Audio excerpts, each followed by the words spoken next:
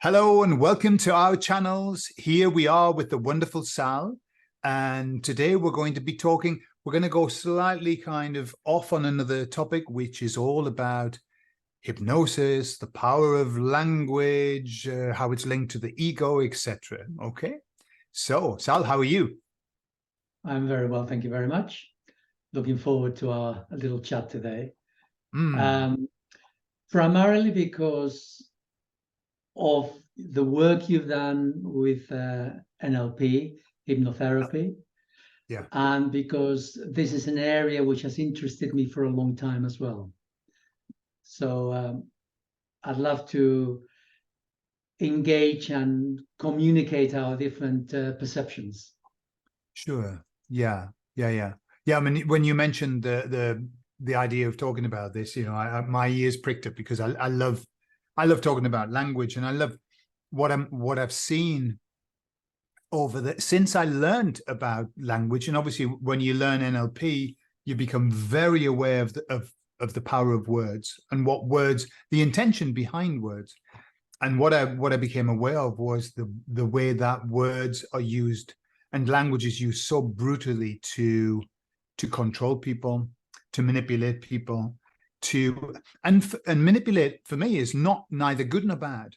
It's the intention behind it. We all manipulate.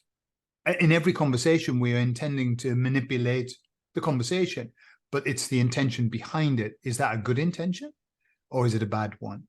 So what becomes very clear to me as I look, for example, at the media, at politicians, etc.,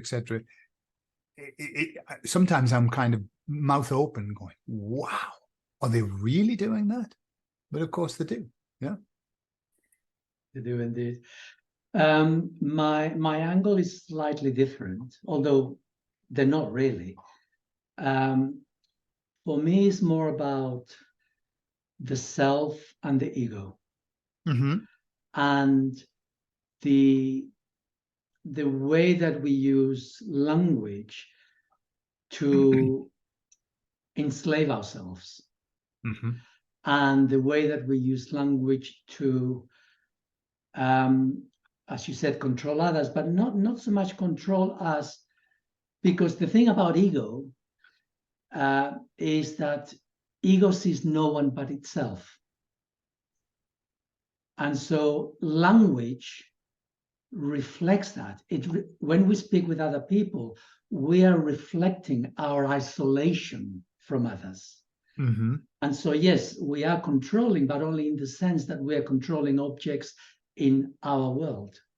Sure. So, and my interest is in being able to separate from our ego, not because our egos are bad, but because when we're in our egos, we cannot see, famous phrase, the wood for the trees.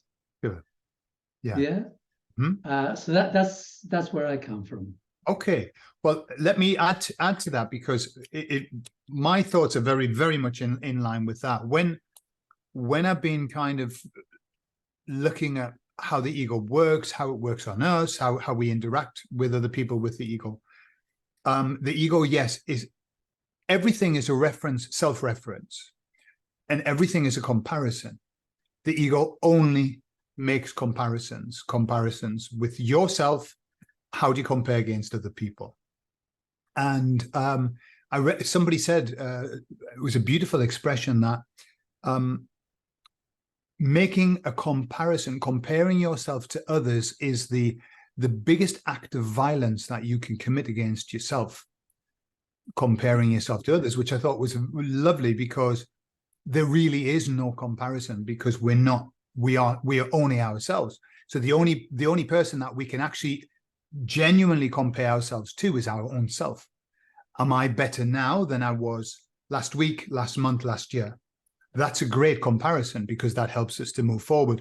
But am I better than him or her? Ooh, that's not a great place to be. It's a difficult one, isn't it? It is, yeah. Well, you know, because what is comparing itself is just the ego. And can the ego be better or worse? Well, ego's ego. It's It's a machine. So it cannot truly create a viable comparison in itself, because if I am comparing myself, then I am using ego to change myself. Mm-hmm. How can ego know what's better or worse? Ego is ego. I mean, I appreciate that we've got morality and we've got rules and regulations that dictate our whole lives, and we Yeah. use that as a template. But that is that's very relative. You know, what's good to one is not necessarily good for someone else. Mm-hmm. I would,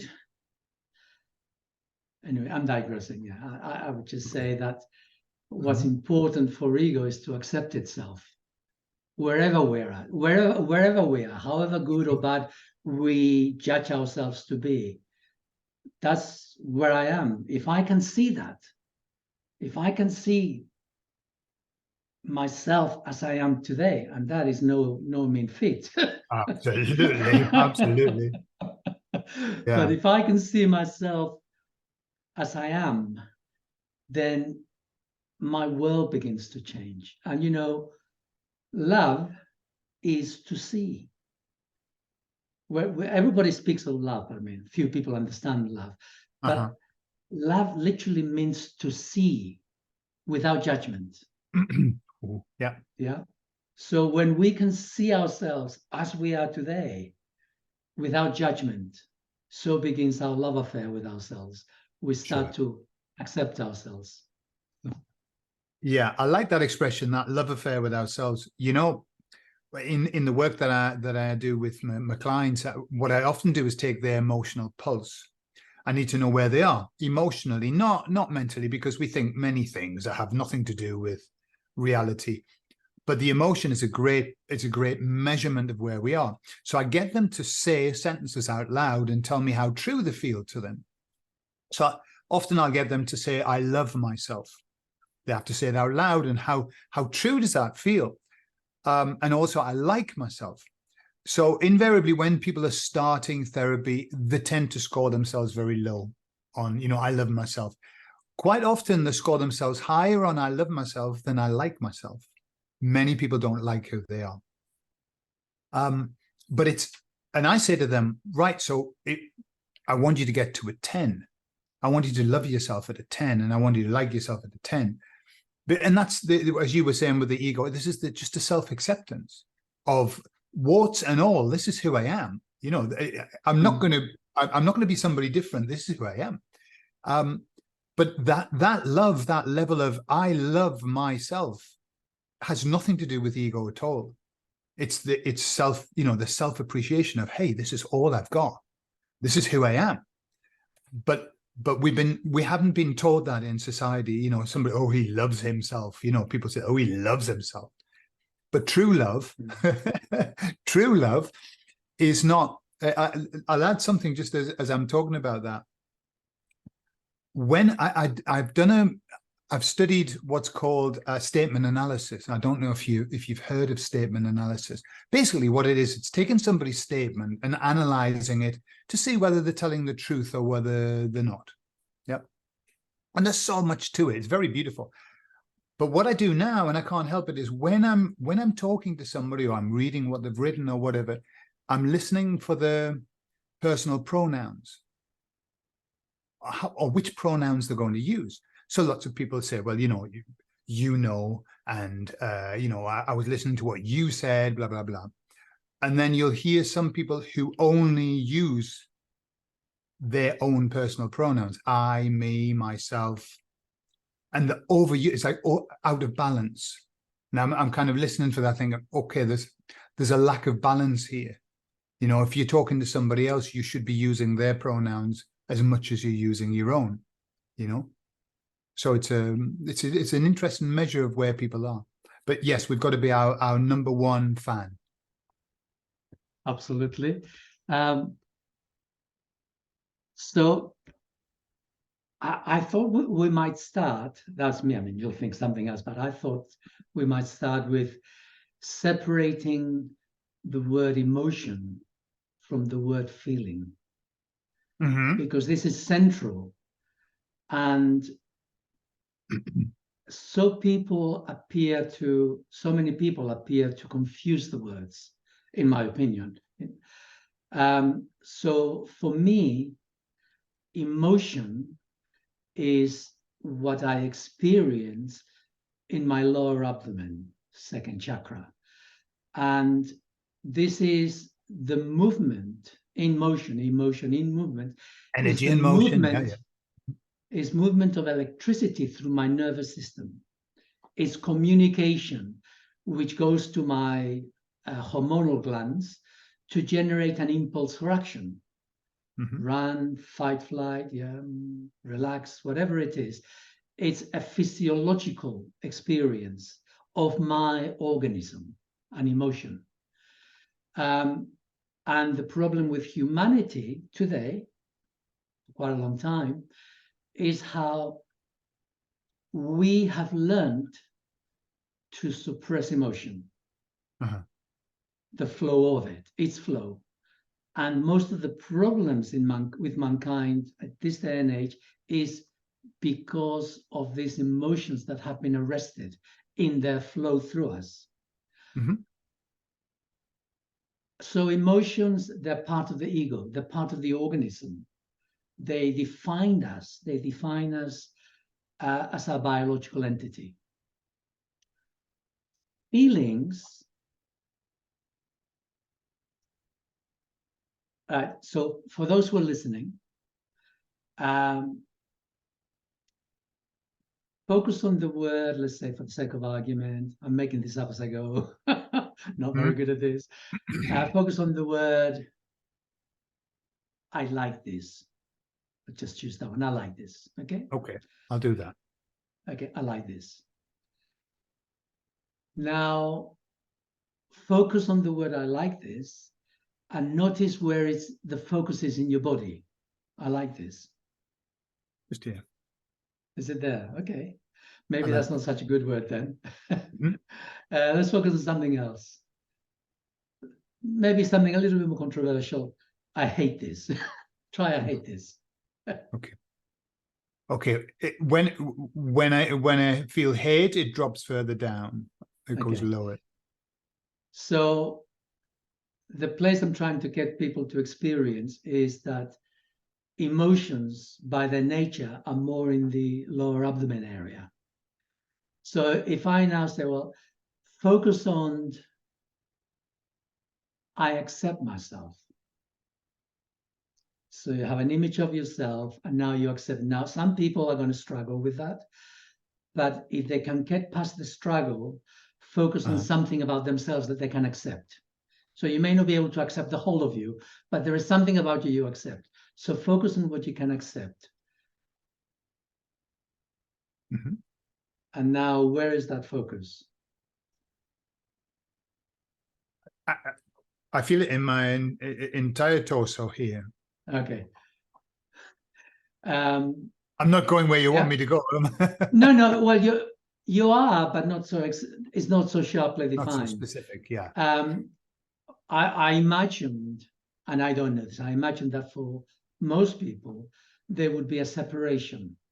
That the feeling of acceptance would be more focused on the upper chest, whereas the feeling of hate would be more focused on the lower abdomen.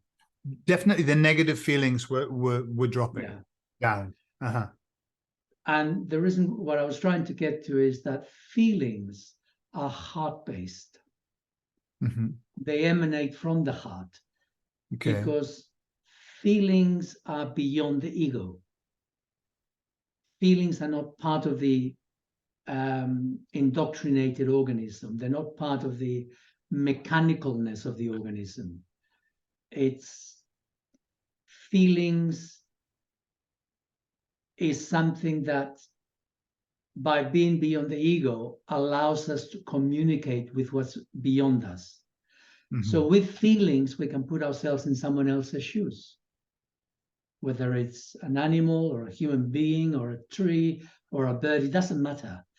It is the ability to extend our sense of self beyond the confines of ourselves to something beyond us. Yeah.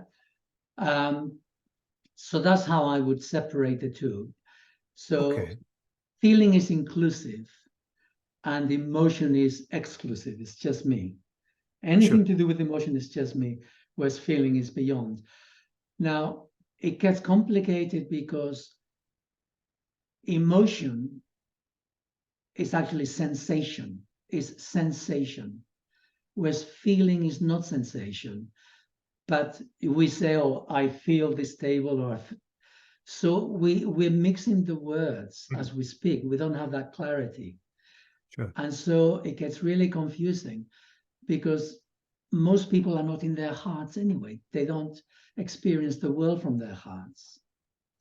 Instead, they experience the world from within their ego, which invariably means that the mind is constantly chitty-chatting, criticizing, and interfering with our perception of the world.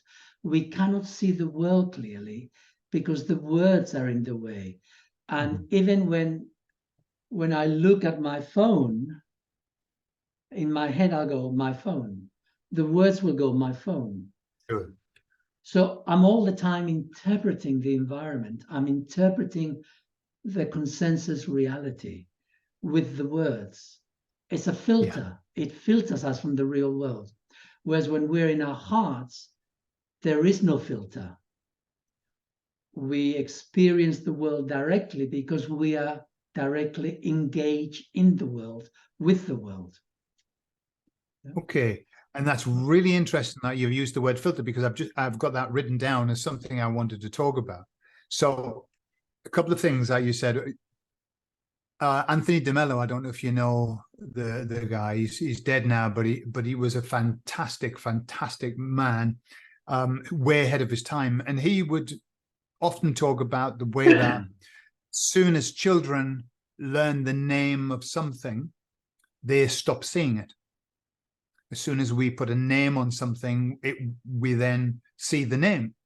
And he tells the story of the guru who his student says, when will I be able to be illuminated? And he said, when you can see that tree and just see that it's a tree. And he says, no, but I do see a tree. He said, no, you don't. You see a paper tree. And you just see some words, you know. And in NLP, what they talk about is the mind's way of filtering, distorting, and deleting. We do three things, probably as a minimum. We probably do more, but when we look at something, our mind is filtering it, it's distorting it, and it's deleting stuff. Why? Because at any one time, we have trillions of pieces of information coming to us. The mind can handle it, the unconscious mind, but the conscious mind can't. The conscious mind can only handle, in best terms, 7 plus or minus 2 things. So 9 or 5 things. And after that, we're overwhelmed, you know, and we know that if you've got a lot on your mind, you can't think straight, you can't function. So what happens is the mind is a thing called the reticular activating system, and the mind filters everything, and it says, right, well, what do you like? What are you interested in? What do you like to look at? Right, well, we'll give you that, and we'll delete everything else so you can't see it because it's too much. And not only that, but what do you like? And so, you know, have you heard of that bias confirmation, which is you'll only get to see what you believe in. You know, the expression, I'll believe it when I see it, is the wrong way around. It's I'll see it when I believe it. That's the truth of the matter. And so the mind then filters all of that. So you'll only get what confirms your beliefs. So what they've found in studies, and I've been trying to find this study, but I listened to a guy who did this study, and they find that the information we take in, by the time it's gone through the filters, only 20% of that information has anything to do with reality. And 80% of it is either invented, distorted. So what happens is that when we take information in, we think that we've understood, but what our mind's done is just distorted 80% of it. And then, of course, if we then pass that information on to somebody else, they're listening and they're distorting 80% of the 20%. So by the, it's Chinese whispers. By the time that Yeah. 3 people have shared some information, it's not the same information. Once we understand that, when I understood that, it set me free. I was free. I felt finally free because I didn't feel tied to believe what I believed. I was free to say what I believe is just my impression of something, has nothing to do with the truth whatsoever. And that's a lovely place to be able to think, I don't need to really, really believe what I've got in my mind. It's just a perception, And then I see people who kill for the beliefs, and I think that's a real shame. Because if you knew that your beliefs have nothing to do with the truth, we haven't got the capacity. We don't have the capacity to understand the truth because of what happens in our mind. And unfortunately, we are all being manipulated by, don't want to go conspiracy theory, but by the powers that be, those who have the levers of communication and power. They literally herd humanity so that they will believe what these other people, what they're interested in, the herd will follow. And they've been doing this for a long, long time. And this is how they do it, which is rather unfortunate. And then you ask, why do people believe these things? That for a long time, that really troubled me. Why is this person of a particular religious denomination, we'll just say that, why are they willing to go out there to kill and destroy other people? I could have said political, it's the same thing. Yeah. And, why do they take such stock of everything they've heard and believed, and now they take it on board? Like, how does that happen, that this person grows up and now they've got this intensity of perception that allows them to go and destroy someone else because their perception is different? It's like a virus across the centuries that infects people, and people take on board and they're consumed by it. I could never really get my head around that, to be honest. Sure. That's what happens. Sure. You know what, one of you were saying, well, it might be a conspiracy theory. It truly isn't. When you've studied the manipulation, the use of words to manipulate, and especially in hypnosis, obviously, when hypnotic language, it stands out and it's used constantly. But the premise is everything's hypnosis. Everything is hypnosis. So again, that sets you free once you understand that, because yes, the powers that be are using manipulative language, of course, but so am I, so are you, so is everybody. So the question is, the way that we keep ourselves safe is just by being aware of it. Hypnosis can only happen when you're not aware. Even the most dangerous hypnosis is waking hypnosis. I'll give you an example of waking hypnosis, a very typical one, when somebody goes, I'm so tired, I'm so tired. And then loads of people in the room start yawning. Yeah, that's hypnosis. That's, I'm going to transfer onto you tiredness. And, it's kind of like, it's what happens. This is, you're asking, why do people do this? Why do they go? Why do people yawn when you yawn? We're joined, we're linked, and therefore people's communication affects us very, very deeply when we're not aware of it. But as soon as we become aware, when the television is going to give you propaganda, you watch out for it. It stands out and you go, oh, look, propaganda. I can't watch the TV. I haven't watched the TV for 20 years. But when I do, my mind is on hyper alert. And it's going, propaganda, that's wrong, that's a lie, and that's brilliant, because that keeps me safe. That stops me from being drawn into the hypnosis. Yeah, you've just reminded me of every time I went to Spain on holiday, I used to get so angry with the TV. because the propaganda, and it hasn't really changed much. The propaganda in Spain, I mean, I don't watch the TV over here, so I don't know what it's like these days, but the propaganda in Spain was so insidious on the television.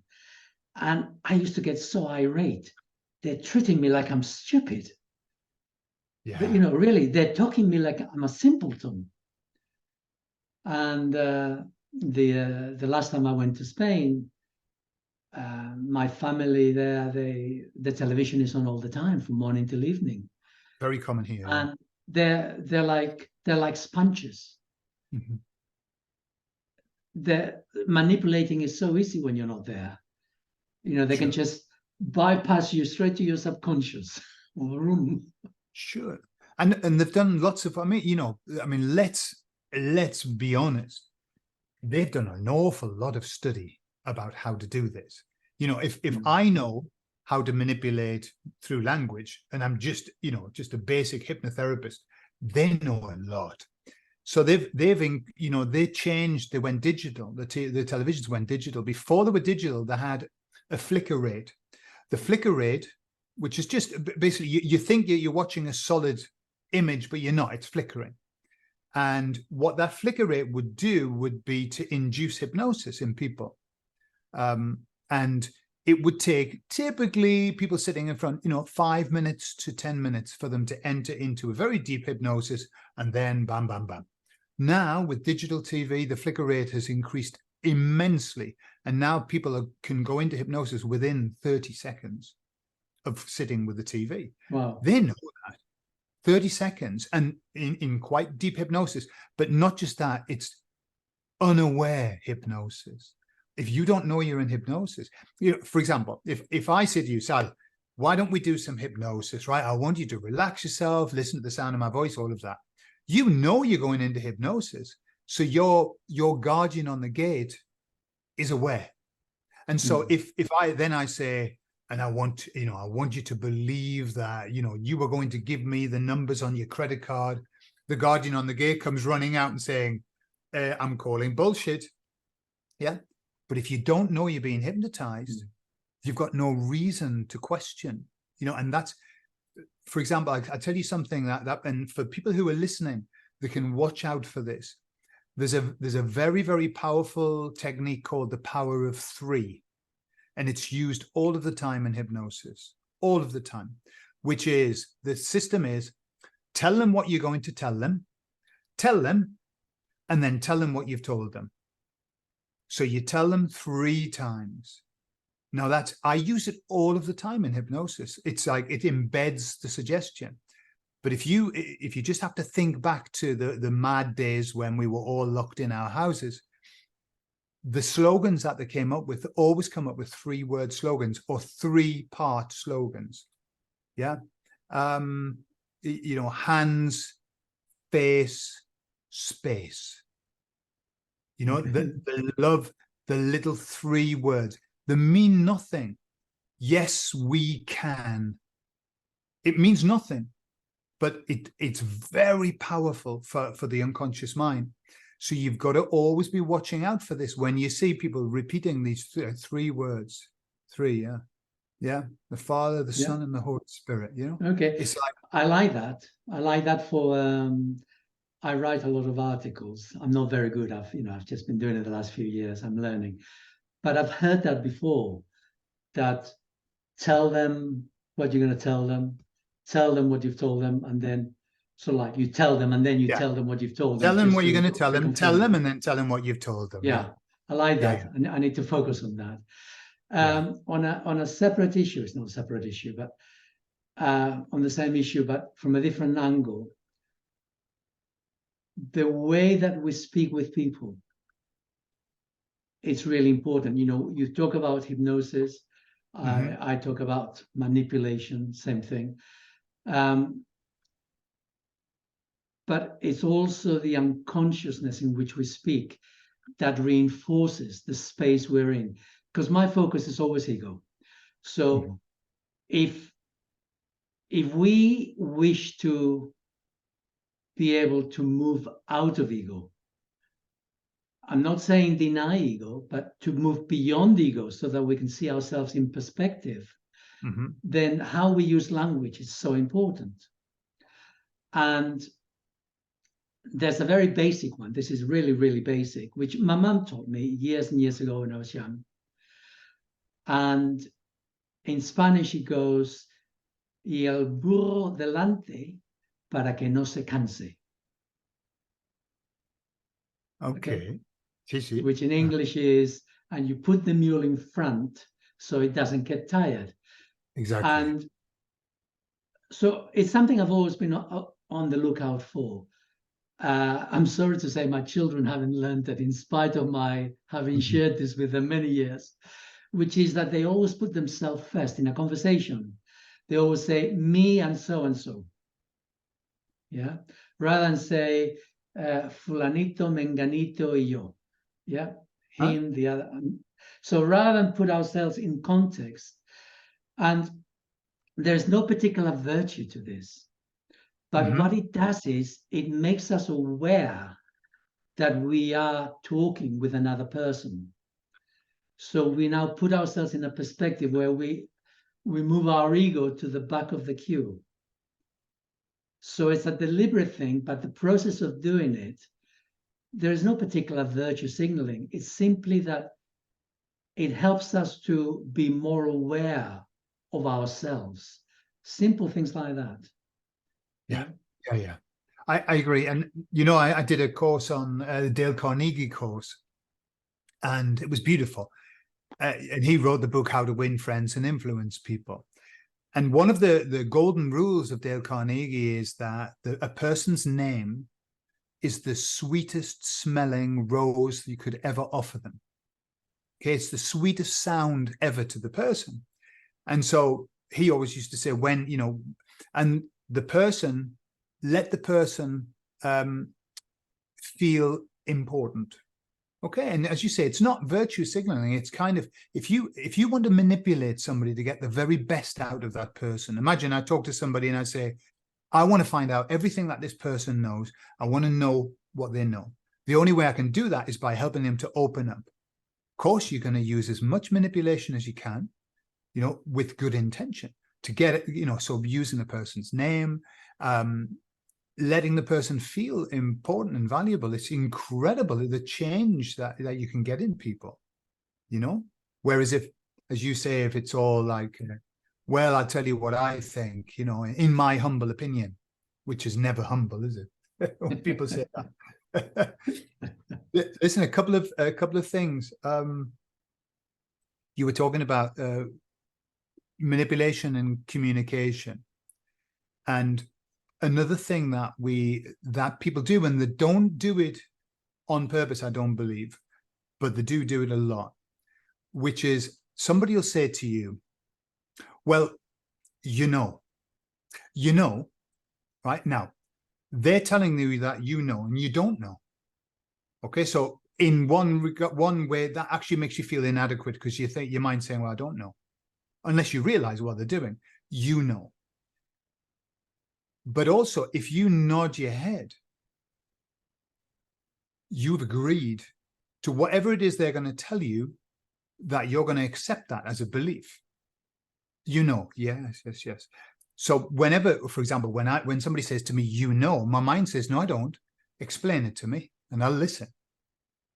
So that they always have just done it, But we do it as a natural thing. But as long as no, I don't know. Explain it to me. Exactly. As long as people are going to do it, but as long as you protect yourself against it. Yeah. It's like when somebody says, I'll ask a client, how do you feel right now? How are you feeling? And they say,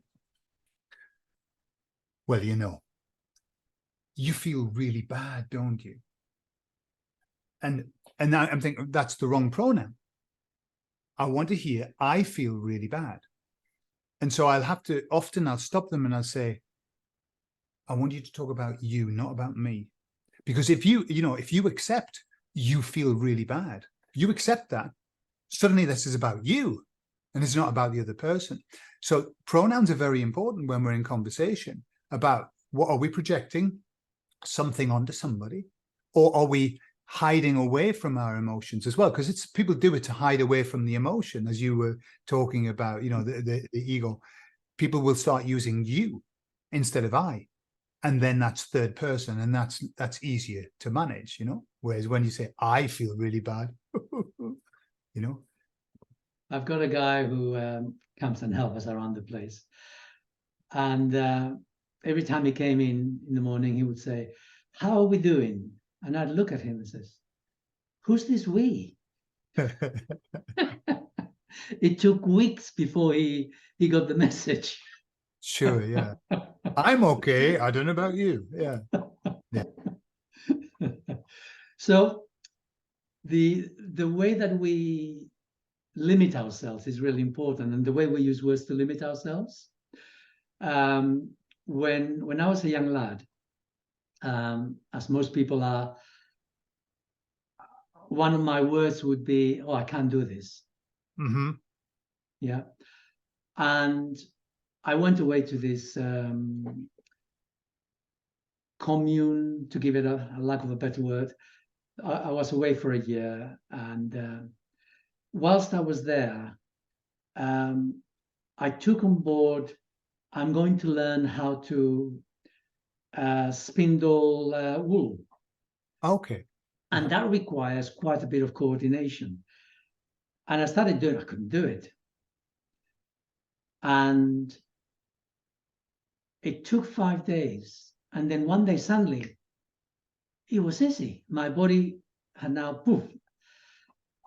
And after that, I learned this one word: I can do anything as long as I am interested enough. Sure. Yeah. And afterwards, in conversation with people over the succeeding years, I would say, "Yeah, I can do anything." And they would look at me like, "Her big head." And I realized that we've got these sort of filters in us, that we're self-limiting. Sure. We're constantly self-limiting. And the freedom comes when we use the appropriate words of, in this instance, I can do anything, with a caveat, as Absolutely. long as I'm interested. Yeah. And it doesn't matter whether it's something physical or language or whatever, learning any discipline. All it takes is, am I interested? Absolutely. Absolutely. But if I say I can't do it, I've had it. That's the Door's end of it. closed, isn't it? The door's closed. That's it.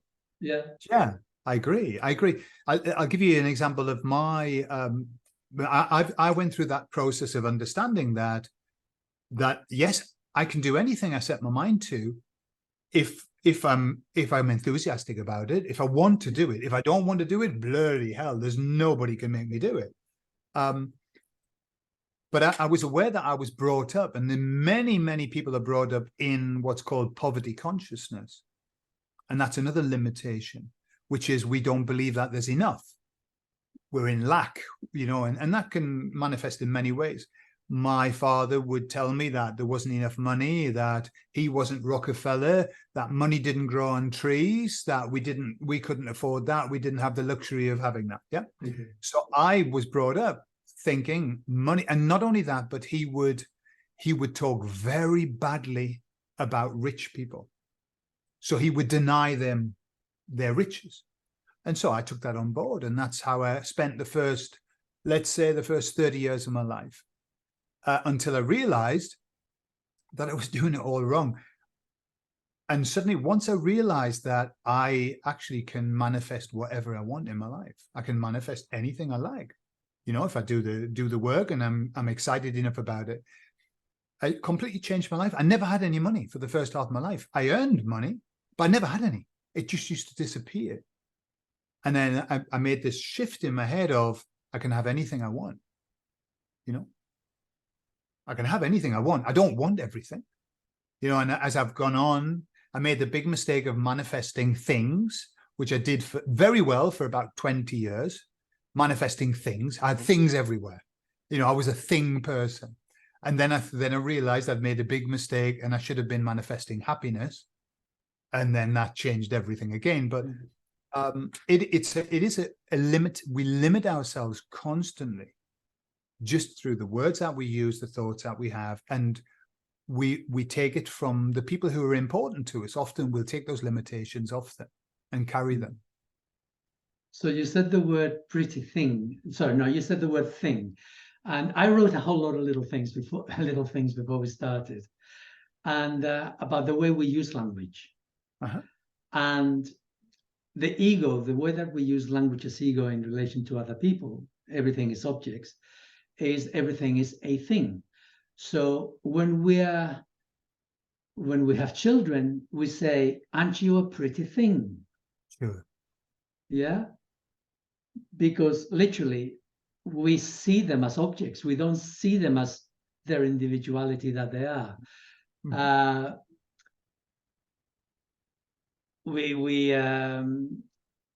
In terms of relationships, we claim to love others. I say we claim because you can't love anyone else unless you can love yourself. So Sure. A word, "I love you so much I could eat you." I mean, the phrases we hear, "I love you so much I could eat you." Okay. Because we don't see other people. We think we do, but the filter, but we're not. They're just objects to be manipulated. So everything is a thing around us. Yeah, and there's a word here in Spain that's become popular, which is, I think the verb is cosificar, which is to make a thing of somebody, and I think the only version in English would be to thingify them, make everything into a thing, make people into things. Yeah, and I think that if I understand our journey,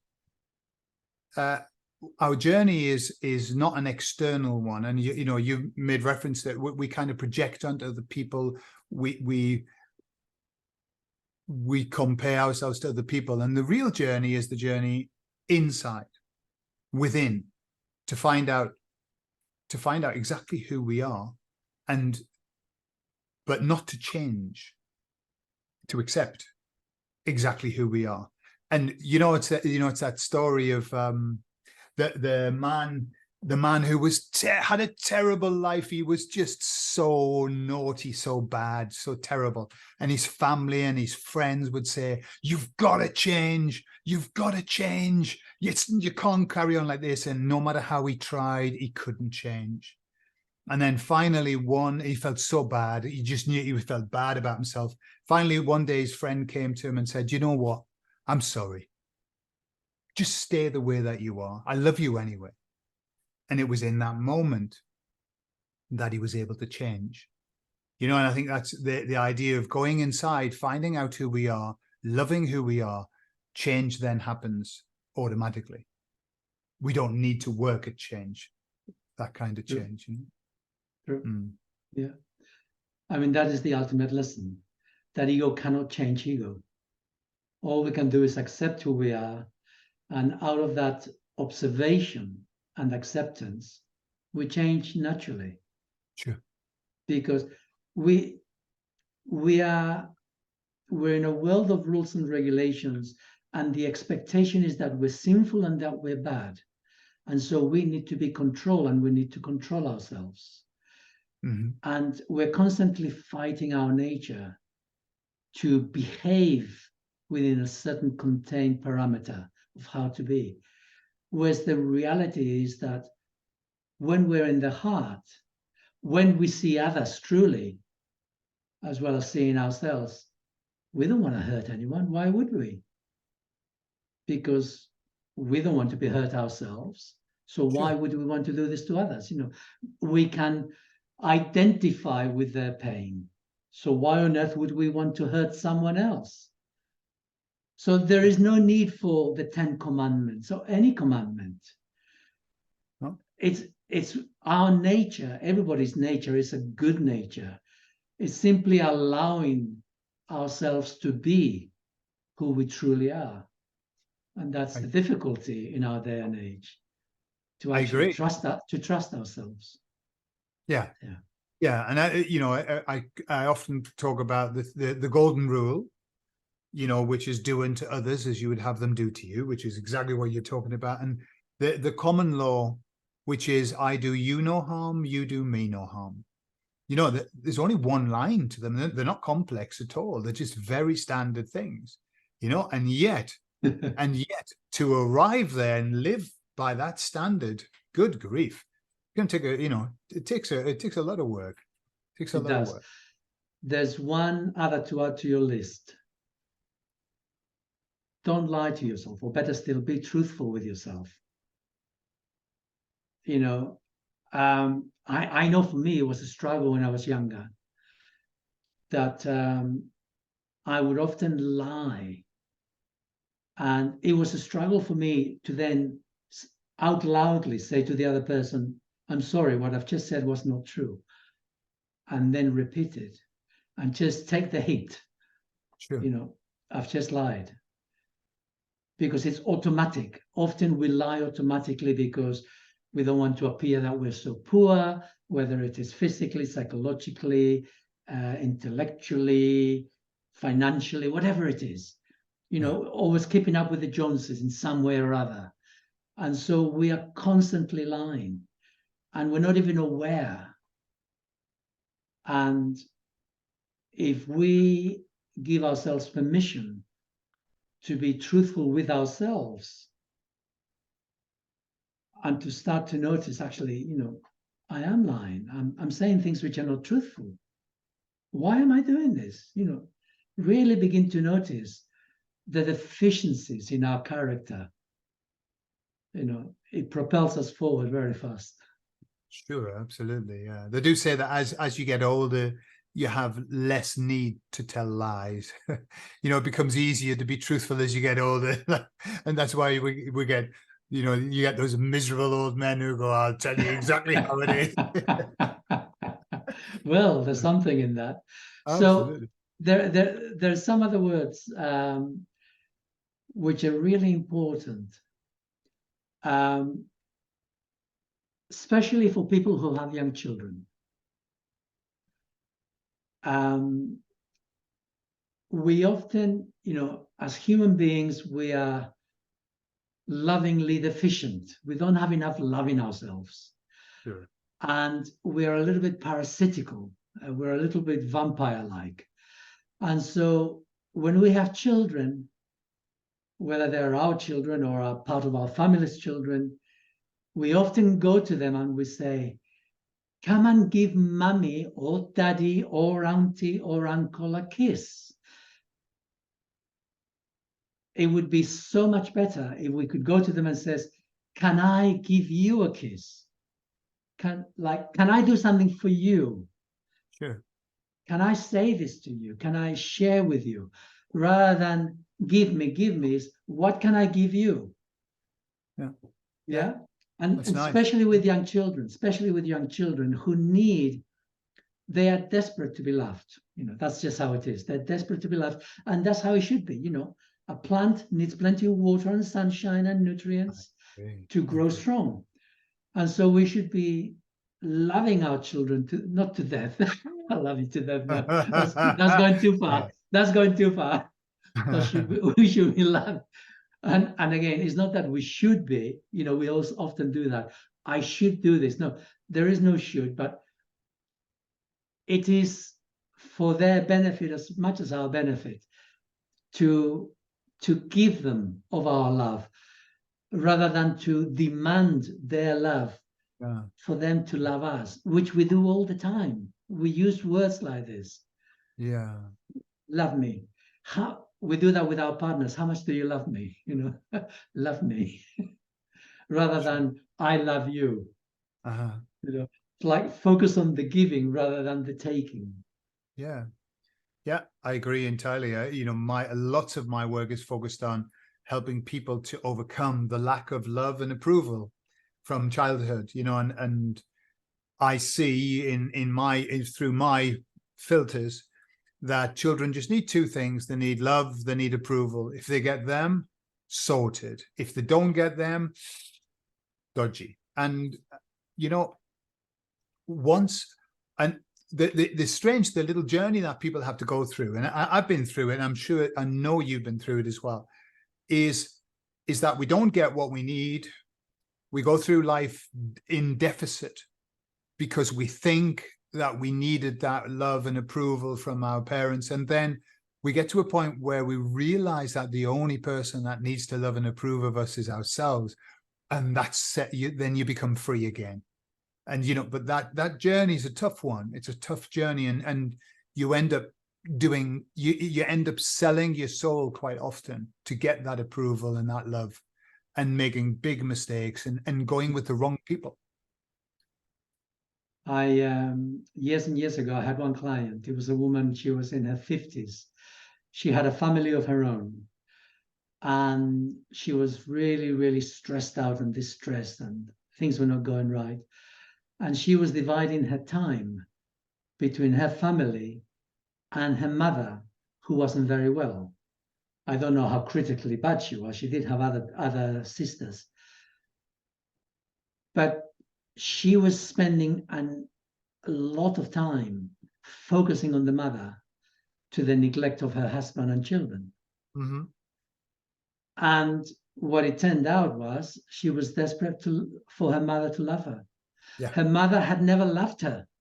Yeah. I mean, I'm sure her mother did love her in some Sure. part of herself, but she never felt loved by her mother. And so she was going out of her way, just hoping that her mother would now love her. Sad, Yeah. because it will never happen, because she's no longer a child. She's a grown-up. Exactly. It's the child that wants to love. The adult, even if the adult got the love, it doesn't. I mean, lots of people I work with, and I'm aware of the time. I think, you know, we'll probably have to bring this to an end, but lots of people that I work with, they say, oh, my relationship with my parents is great now, but they're still very, very in deficit. It's the child. The child was the bit that didn't get it, you know. And so once you sort that out, then they can be free again and everything. But yeah, probably another conversation for another time. Yeah. Yeah. Yes. I mean, we could go on with this. Sure. Yeah. Yes. Sal, that was another fascinating conversation. I'm sure there'll be many more. You know, there's so many subjects that we can talk about. But thank you very much for your time. Well, thank you. Thank you. You're welcome. Right. You're welcome. And okay, so we'll arrange, you know, another time to speak, and we'll finish here. For the moment. Bye-bye, everyone, from my channel. Bye. And bye-bye, everyone. And goodbye from mine. Yes. Okay. Thank you for listening.